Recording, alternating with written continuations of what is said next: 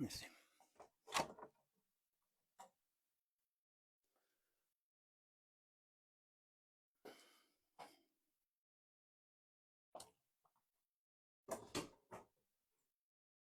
Hello.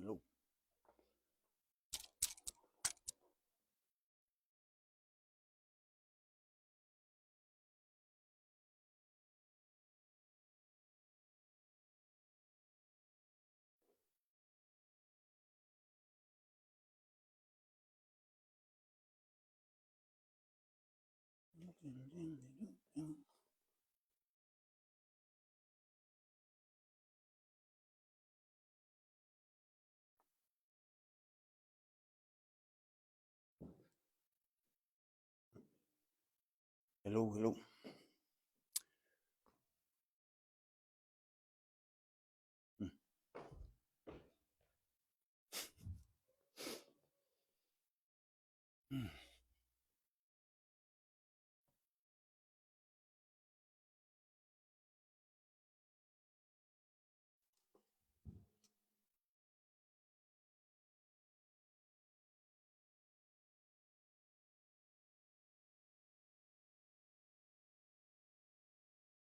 Okay.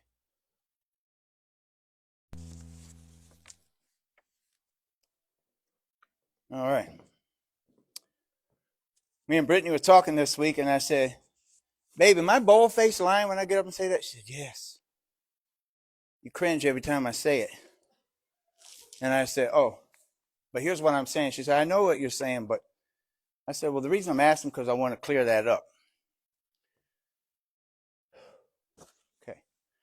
So, I think this is on camera. Yeah. All right. I was like, I ain't never going to use this for my personal gain. All right. So in my household, I'm always talking to my wife about different preachers and ministries and things that they do.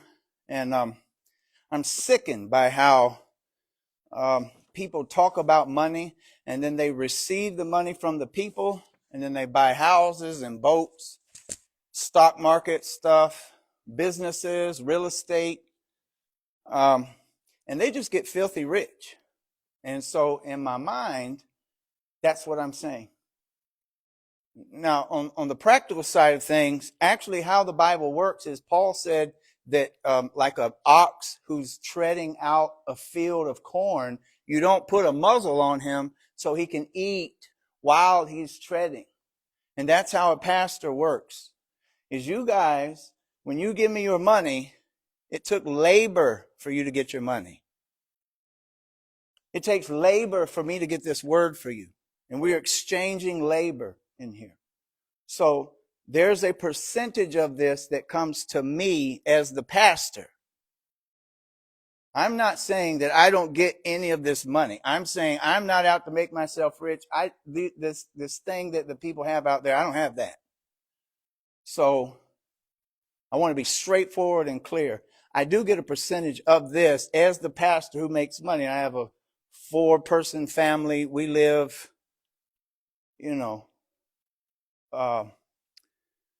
making just a little bit of money. I'm the richest guy any of y'all have ever met. But I probably make less money than anybody in this room, even if you don't have a job. So I don't care about that. So I just wanted to come up here and just be sure that I'm saying the right thing. My wife understood what I was saying, but if you were just listening in the chair, you wouldn't understand what I'm saying, because this is set up for me to live by and my family. But I don't use this. I so don't want, like, let's say my pay would increase if I push money, push. I don't even want to do that. I don't even want any personal gain enough to even care about this box. But yes, there is money that comes to this to pay the pastor, the shepherd of this place. I have to have that. I mean, I don't have to have any of that. But I just want to be crystal clear. There's a heart that I'm talking about. I'll never take money or use money out of this a certain way. But I do take a percentage of it as the pastor. That's biblical. There's so many scriptures. But it's sharing labor is what it is. And all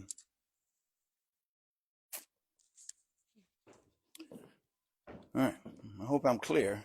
I was like, baby, my bold face line? She goes, yes. Since I'm turning on, should I just grab somebody else's? I mean, it's on, but. Oh, I've muted everything. Okay. I grab yours, is it muted too?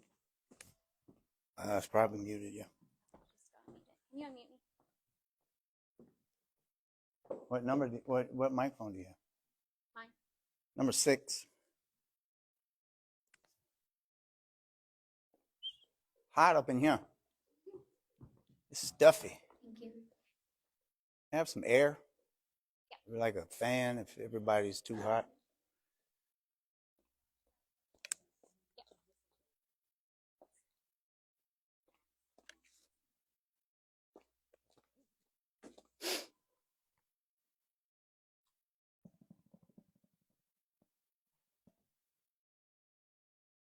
Yay.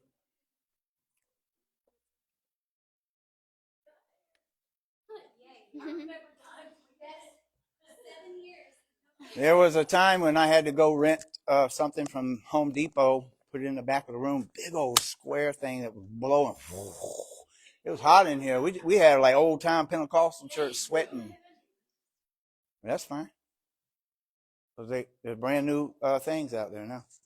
I remember standing there looking at them when they were old and broke, and I'm like, one day my eyes are going to see new ones. I was like, never. I mean, it's like nowhere to be seen. Now I can walk back there and look with my eyeball. There they are. But man, year after year after year after year after year. But we got brand new ones now. Blast them. Okay. I don't know why it was so hard to get up here this morning. Man.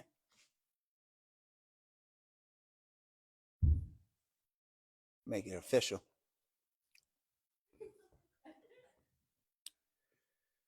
Now I'm gonna freak you out just a little bit.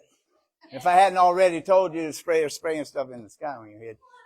But yeah. But now they got live viruses in there. So listen, you're not going to run from the air. You have to be like, yeah, I see that, but you ain't touching me. You got to have that. You have to live by you can't go out there and live, well, Brian said, and Brian does this, and Brian talks to the sky like this. Right? Man, don't copy me, because it won't work. What you see, then you copy that. Don't copy me. No? All right. You have to live by your faith. Watch this.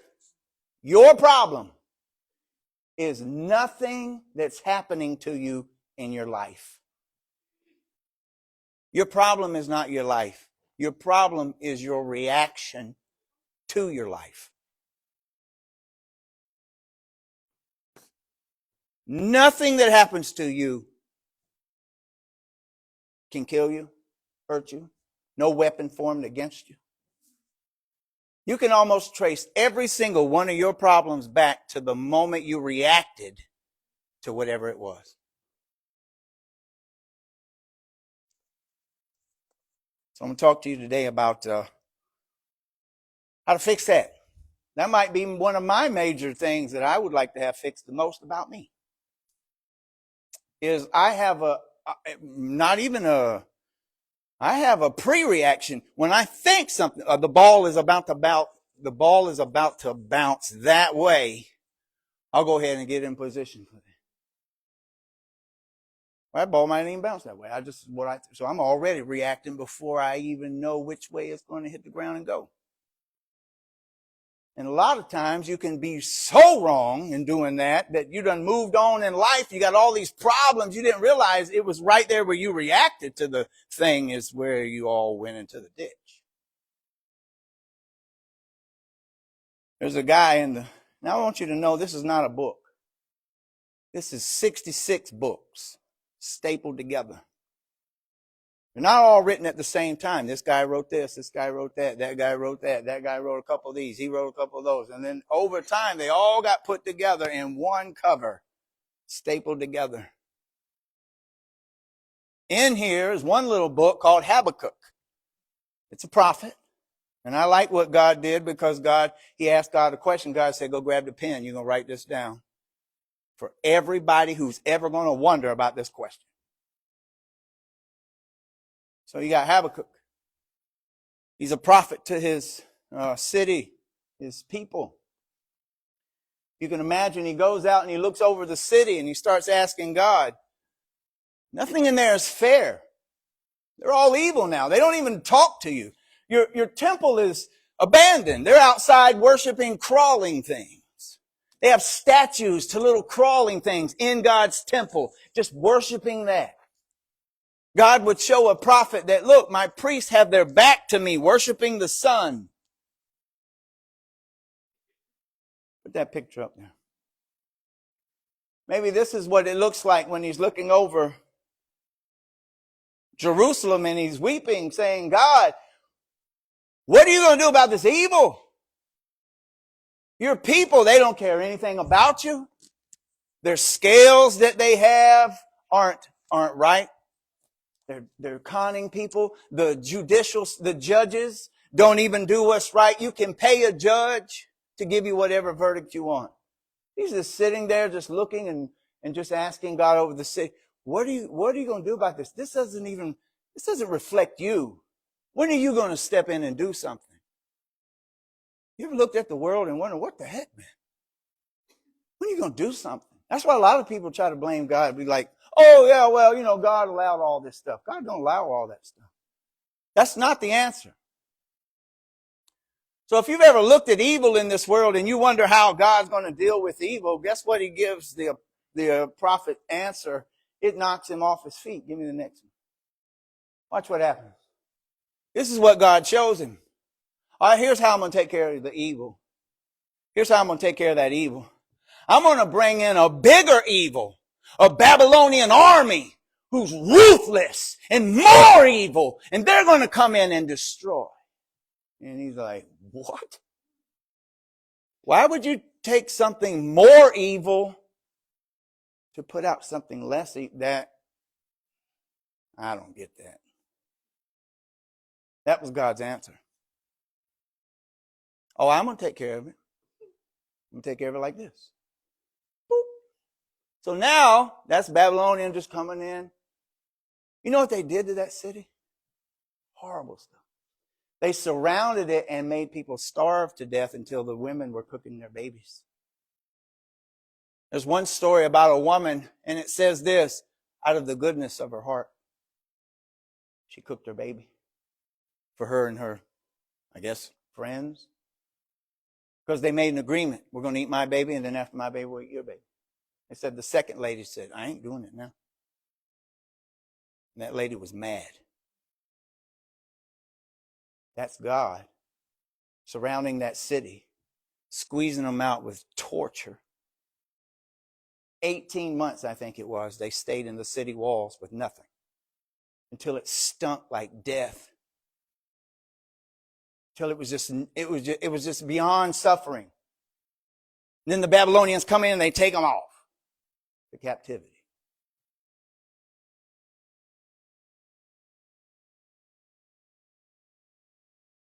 Let's read Habakkuk 1, verse 2 and 4.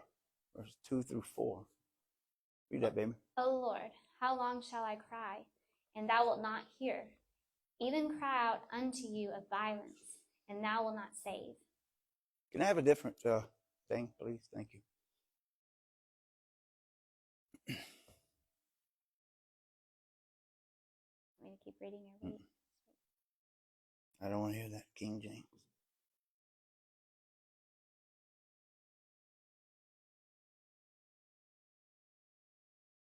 O Lord, how long shall I cry out for help, and you will not hear? Or cry to you violence, and you will not save? Why do you make me see iniquity? And why do you idly look at wrong? Destruction and violence are before me, strife and contention arise. So the law is paralyzed, and justice never goes forth, for the wicked surround the righteous, so justice goes forth perverted. Anyway, he's just crying about, listen, nothing is right. There is no justice. When is justice going to come? What are you going to do? God said, here's how I'll bring justice. I'm going to bring a big old evil thing in and wipe it off. Let's read that. 5 through 11. Go. They are dreaded and look among the nations and see, wonder and be astounded, for I am doing a work in your days that you would not believe if told. For behold, I am raising up the Chaldeans, that bitter and hasty nation, who march through the breadth of the earth to seize dwelling not their own. They are dreaded and fearsome. Their justice and dignity go forth from themselves. Their horses are swifter than leopards, more fierce than the evening wolves. Their horsemen press proudly on. Their horsemen come from afar. They fly like an eagle swift to devour. They all come for violence, all their faces forward, they gather captive like sand. At kings they scoff, at rulers they laugh. They laugh at every fortress, for they pile up earth and take it. Then they sweep by like the wind and go on, guilty men whose own might is their God. Turn the air conditioner on for me. Thank you. So this Habakkuk only has 3 chapters. It's a very short thing God's doing to answer his question. He said, God, there's no justice. Your law doesn't even work in this place. What are you going to do? Oh, I'm going to raise up these people over here who are like this, and they're going to come in. And so that's a horrible answer. God, how are you going to rescue me? Oh, don't worry, Brian. I'm going to send somebody that hates you even worse to come in here and wipe that look off your face.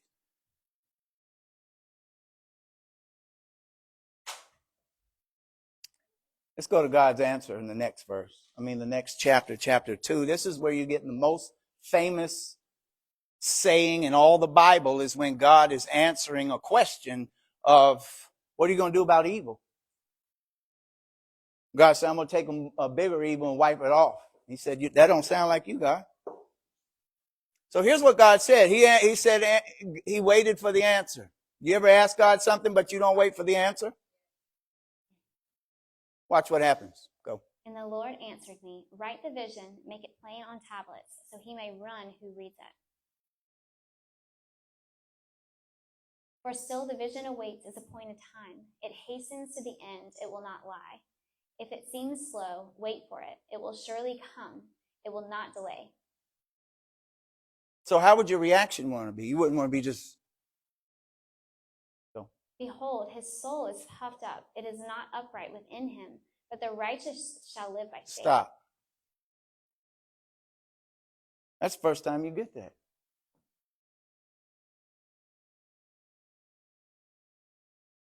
The righteous shall live by his faith. You see the word his there? It's not the righteous live by faith, or we would all have the same looking life.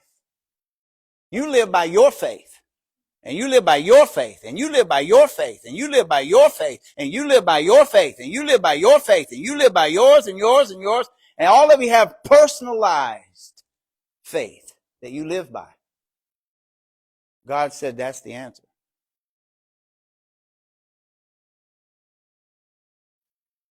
What? That's your answer, huh? To your righteous people who all this evil is going on around you while you do things, you said, but the righteous will live by his faith. I don't know if you know how important that is or not, but God said that's all you need to make it.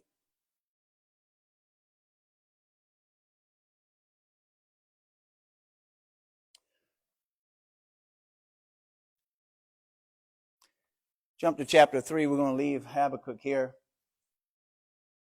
So when he gets to chapter 3, he writes a worship song. In his worship song, it sounds like this. Read that, babe.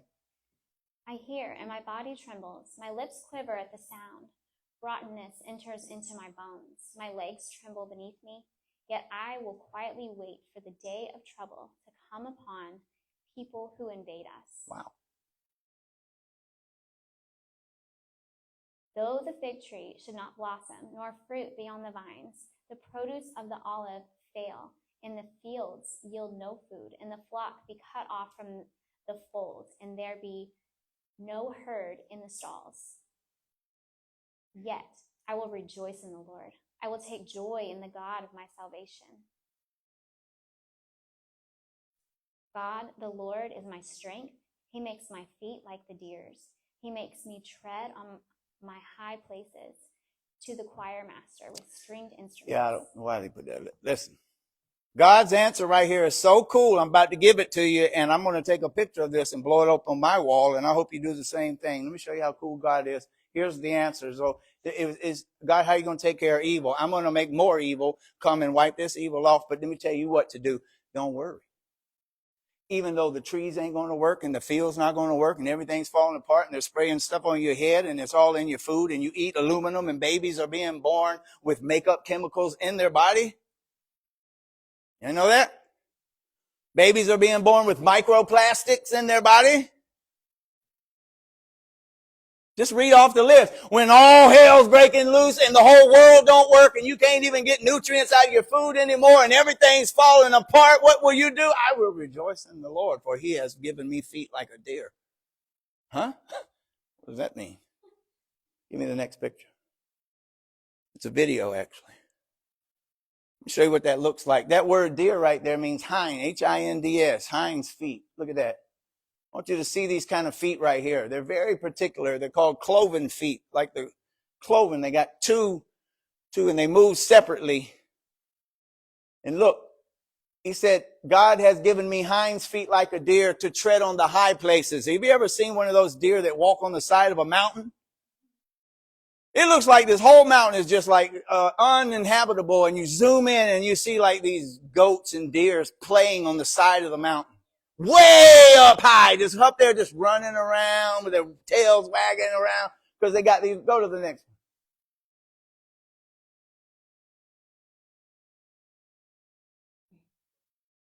Their feet can get them there, but no predator can get them there. They run from a predator, they fall down. God said, don't worry, I've given you those kind of feet. Because he just explained that the world looks like that. But don't worry. When all hell breaks loose, don't worry. Rejoice. I've given you feet like a deer. Give me the next one. Wait, I don't know. Let me see what the next one is. Yeah, there might be another one. So there's our feet. Look at that. Look at that. God said, you ain't got to worry about that straight up wall right there. I've given you these kind of feet. Yeah, Babylon's going to look like that. Your life's going to look like that. But don't worry. I've given you these kind of feet. Now, if anybody ever says you got goat feet, you should be happy. That's a new compliment in this church. Oh, you look like you got some goat feet. Oh, I got goat feet. You do too. We all got some goat feet. Now, here's what's neat about this. I looked this up, and there's a main animal that does this kind of stuff, but God didn't say the goat, the wild goat, or it's called ibex, I-B-E-X. He said there's a certain deer. And so I looked this deer up, and I wanted to know, why didn't God use the other animals? Why did he pick a deer? He picked a deer because here's the difference in the deer and all the other animals that climb on the side of the mountain. A deer is fast and swift on their feet. The other ones are more muscular and slower. He's just all along the side of the mountain. God said, don't worry, I'll give you that. Oh. So how are you going to please God then? Sitting at the bottom just crying about everything. What am I going to do? There ain't no fruit and all the trees are dead. And ain't no... Climb up the side of the wall. You want to please God?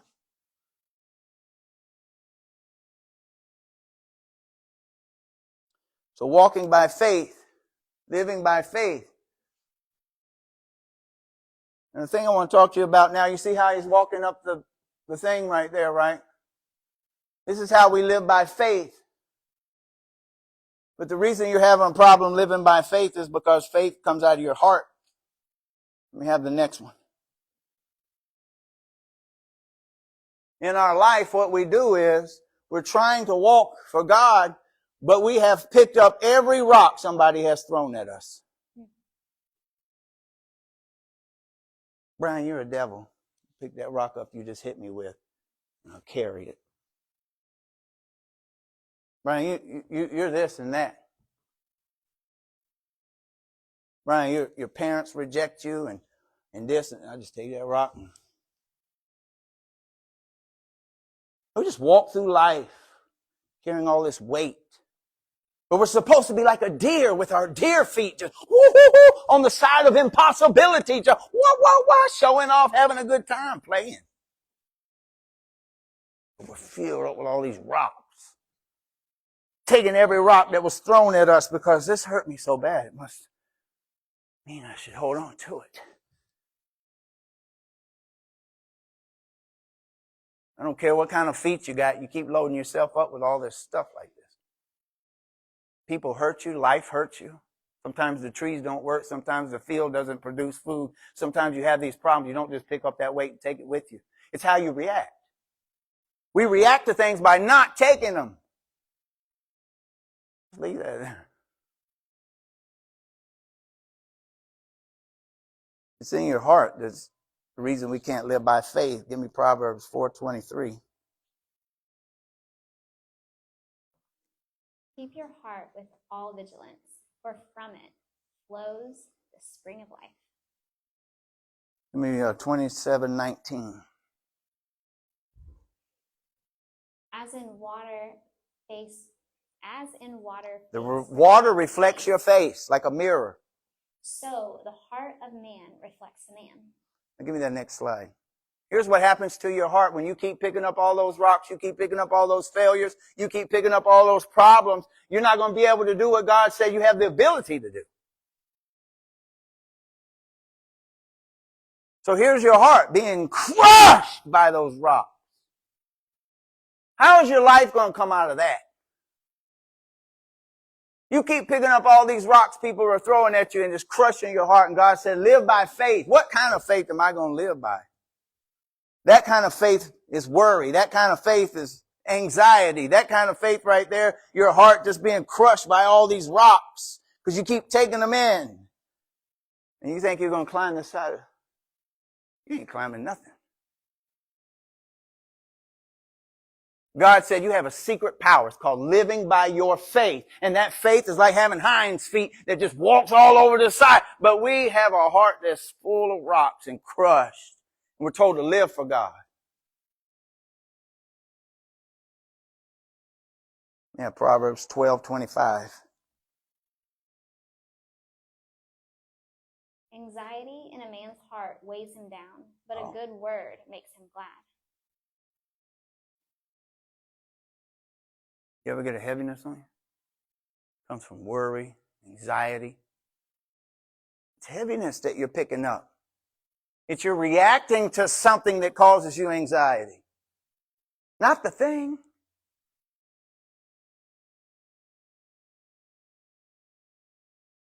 Quit fighting all the things in your life and become this person who has this ability to sit just like this and don't react to anything. No phone call, calling my name, police officer, ambulance, nothing. Doctor X-ray machine, Dear John letter, just sitting here. I don't have to react to anything. I don't have to, Brian, your house is on fire.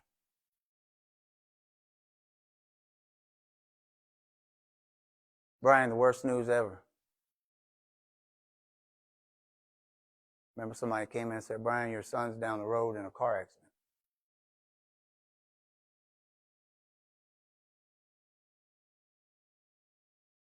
It's how I react. God said I should react with faith. But we don't. We get angry, we get anxious. We take weight into us. Give me the next one. Whatever the scripture is. A glad heart makes a cheerful face, but by sorrow of heart the spirit is crushed. Keep reading. Whatever's next. Read next. All the days of the afflicted are evil, but the cheerful of heart has a continual feast. Wow. See how important your heart is? God can say you have to live by your faith and you have these kind of feet, but it's your heart that moves your feet around. It's your heart that has all that ability to put into your feet. So what the devil does is he goes, I can't stop you from living by faith. I can't cut your feet off, so I'll just crush your heart to death so you can't do anything right. And you just always are taking weight on. Just this thing and that thing and this thing and that thing and this thing and that thing. But here's what God does. Give me the next one. There was a slide, the video.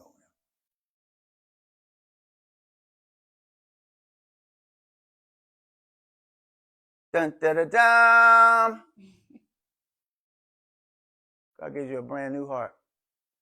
He takes all the broken pieces of your heart and gives you a brand new heart.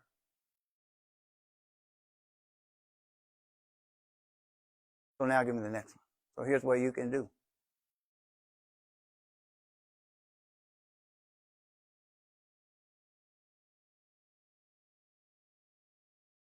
Boom, baby.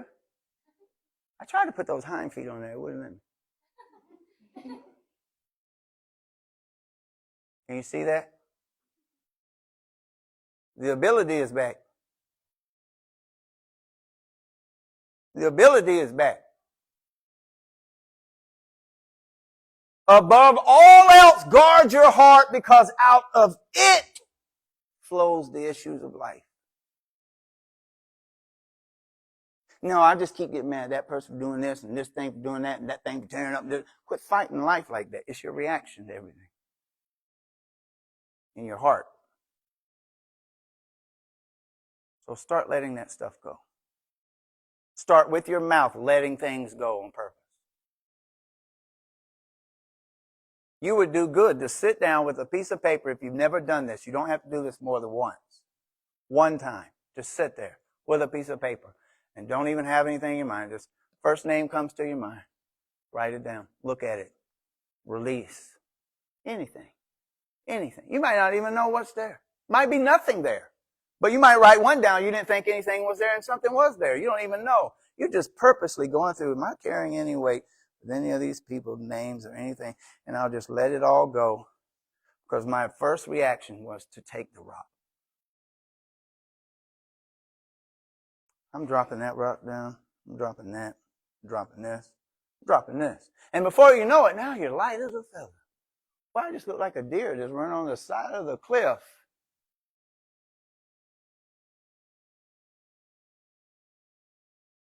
Luke 4:18. This is what Jesus said he came to do. To heal the broken heart. The Spirit of the Lord is upon me, because he has anointed me to proclaim good news to the poor. He has sent me to proclaim liberty to the captives and recovering of sight to the blind, to set at liberty those who are oppressed, to proclaim the year of the Lord's favor. Okay. Where's the broken heart?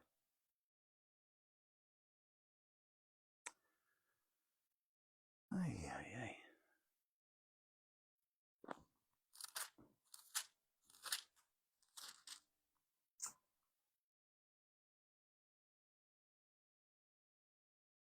It's in verse 18. Does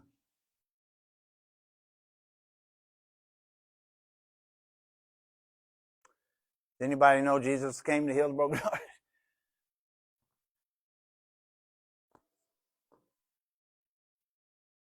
All right, I'm about done. I'll show you one thing in a minute.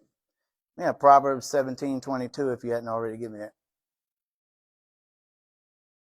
A joyful heart is good medicine, but a crushed spirit dries up the bones.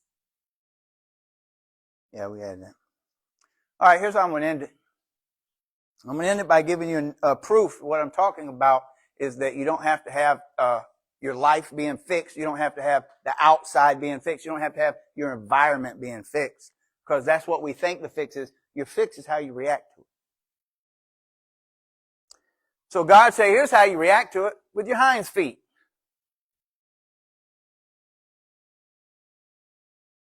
Look at Hebrews 11.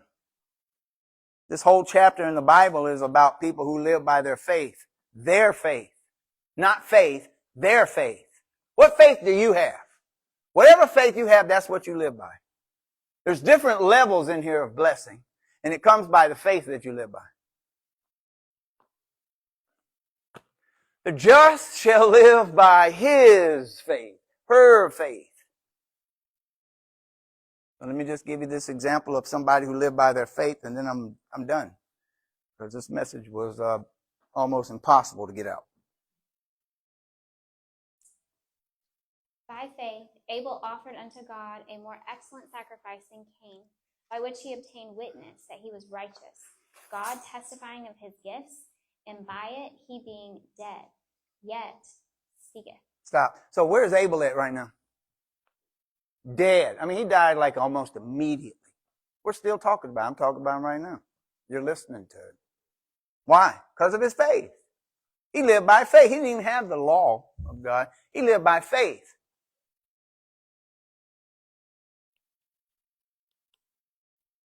I'm trying to show you here that it's always been from the very beginning of the book called just living by faith. If you live by faith, that means you get to live by your faith. When you get to heaven, God will say, you had everything you believed.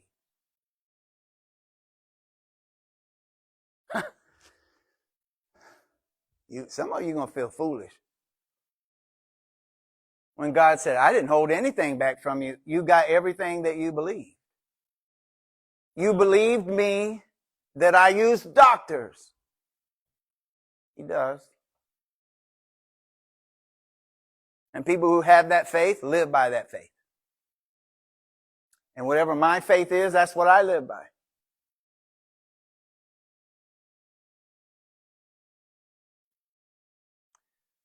Here's the key to God's answer for you. Everything will be fine if you just live by faith. So here we got a whole chapter of people who live by faith. But notice, no one's living by the same faith.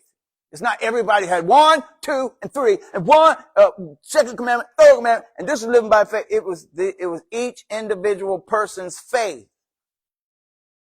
So let me end it with this. Let me give one more example. The guy after this called Enoch. And then I got my last scripture. Read it. Let me hear about Enoch. By faith, Enoch was translated that he should not see death, and was not found, because God had translated him.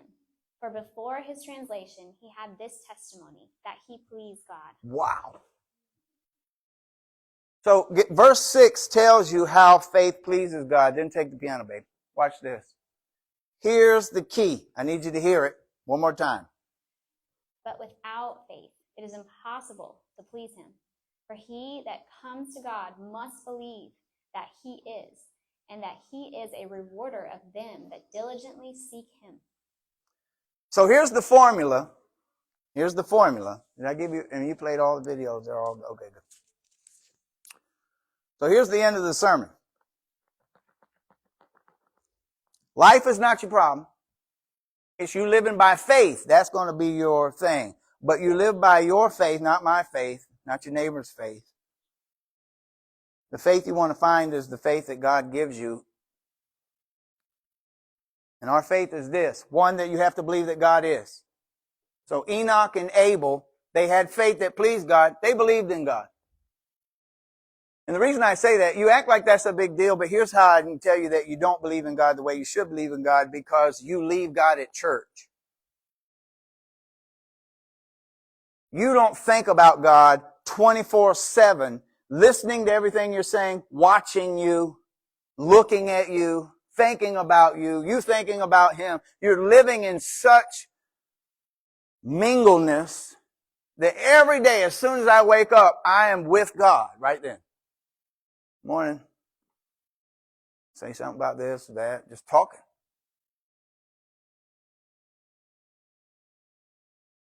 So even though we all believe that God exists in this room, some of us in here believe he exists more than others because you can go 10 minutes without minding him. Jesus didn't go 1 second. Jesus didn't have some other life that he just lived and went to church. And lived and went to church. He just lived with God all the time, and wherever he was is church. That's what believing God is. Oh, we believe God is. We believe God is. Yeah, everyone in this room probably believes God is. But how much do you believe God is? Like right here with me every step, all the time, talking like I'm some crazy person. I remember starting this doctrine and moving God into my every minute. I didn't have that growing up. No one told me that. No one showed me that. But imagine Enoch. He pleased God, meaning he believed God is. That means he must have walked with God. Just everything he did must have just always been pleasing to God, just always mindful of God. Everything in my life, I'm mindful of him. I'm mindful of God. And the second thing was, he probably pleased, don't probably say he pleased God because he believed God was good. And you're like, Enoch didn't need the law.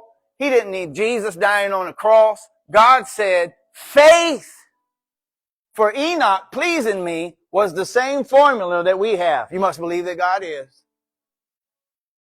You must believe that he's good. That's a whole nother thing. So then, even in that, let's say you can start bringing God more into your consciousness every minute. But can you believe that he's always good?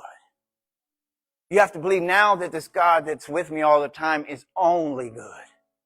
Only good. He only wants to bless me. He's always looking for ways to better me and free me more and love on me more. Just like you got to have that full nth degree. Not, God, why did you let this happen? You'd never say that. Never say that because you know he's good and you'll never back up off that. And the last thing is that he rewards you. As those that push into him, he rewards those. You got those three things. If you can have that in your heart, you'll be a little deer. Whoa, whoa, whoa, whoa, whoa, all across the side of that mountain. But you start filling up your heart with all these broken pieces. And all of a sudden, you just can't believe God is 100% of the time. And all of a sudden, you fill yourself up with so many rocks and so much pain that all of a sudden, I can't really believe God's good. I can't really believe God rewards me all the time. I mean, sometimes he wants to chastise me. And he does chastise you, but that's not how that works.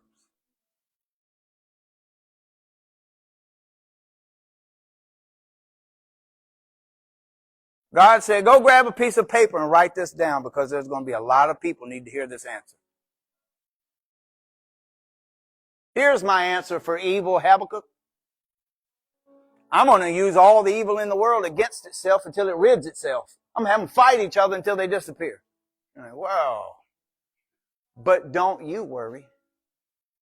Because even though everything in the whole world fails, the trees fail, the food fails, everything fails, you can rejoice. Because I've given you feet that can climb up to the high places. But then you realize, okay, so the enemy can't stop that. The only way he can do it is weigh me down, crush my heart. So I can't believe God's always with me. So I can't believe that he's good all the time. So I can't believe that he's only rewarding me. It might stand up.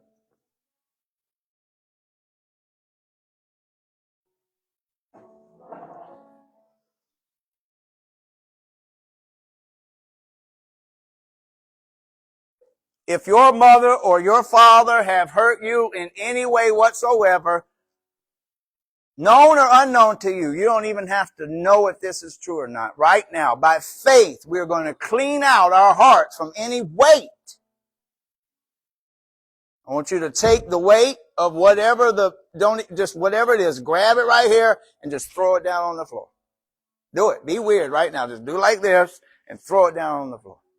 I want you to, you're taking it, do it a couple more times, do it with me. You're taking any weight, any pain, any anxiety, anything that would weigh you down to crush your heart in a million pieces, you're throwing it back down on the ground. Just leave it right there. I'm not carrying that anymore. Say, I choose to forgive. Say, I choose to forgive. Right now, my mother and father, for any hurt in my body, I release it. If your kids have hurt you in any way, known or unknown to you, take that rock right now and throw it on the ground. If your friends have hurt you in any way, grab that rock right now. I don't care who you are, just grab your rock and throw it on the ground. I don't care who you are in this room, grab a rock and throw it on the ground. Just grab like you're grabbing a weight and throw it on the ground. If anybody, all your enemies, people who don't like you, take that hurt right now and that weight and get it off. You're not going to react to these people that way. You're not going to react. Jesus reacted to the people on the cross by saying, forgive them. They don't even know what they're doing. Say, I forgive them. They don't know what they're doing. But I do. I'm going to be free. I'm going to be light. I'm going to run across the side of a mountain with my deer feet. I got goat feet. I'm proud to have goat feet. So every weight, every care, every burden, I cast it onto the Lord who cares for us. One more time, I want you to grab everything in your belly, known and unknown to you, every care, every burden, every weight, and I want you to throw it up here on the altar to God. Let me get out of the way so I can throw my own up here.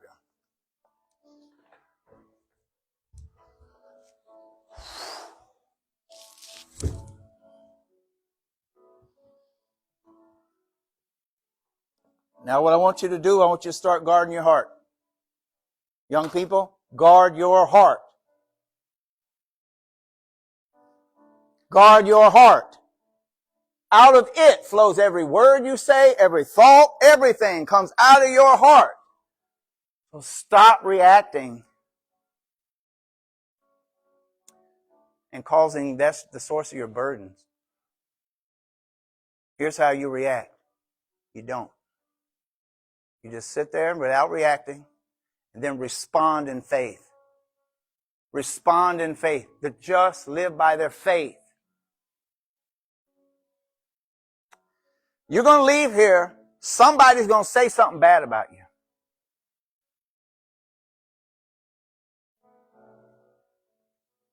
Who thinks they ain't never going to have somebody? Who thinks ain't nobody going to come after them? You're wrong. But now here's what we're going to do that's different. Whoop. I ain't taking that. I ain't taking that. I ain't taking none of that. I ain't taking this. I ain't taking that. I'm just going to stay free. Just free. And my heart's going to just be free because that's where I live by faith. I'm just going to be free. Sometimes you might have to go to your work every day and blow that out. I mean, every day blowing it out every day. Because I'm guarding my heart. I'm coming to work today and man, here comes that thing, but I just boom, oh man, I had the best day today because I keep guarding my heart. Cool thing about that is eventually you wouldn't have to do that. But if you start doing that, your heart. Okay, I'm just saying, when you go out there, your problem is not your life. It's your heart responding to things. You could have the perfect response Jesus had. And that way, when it was time for him to do his thing, he didn't have any weight holding him down. Father God, we just choose to find you more and more and more and more so we can be rewarded with you. You're the prize. You're my prize. You're our prize. You're the best prize. You're the only prize that would cause me to be gangster. I command every weight from the world, from our own self, from our habits, from our sin, from anything in any way, get out of our bodies and go in Jesus' name. I command every weight, every care, every burden, every anxiety, go, go, go, go, go, go. In Jesus' name. Because we're going to be free. We're going to climb the highest and dance the most. In Jesus' name, amen.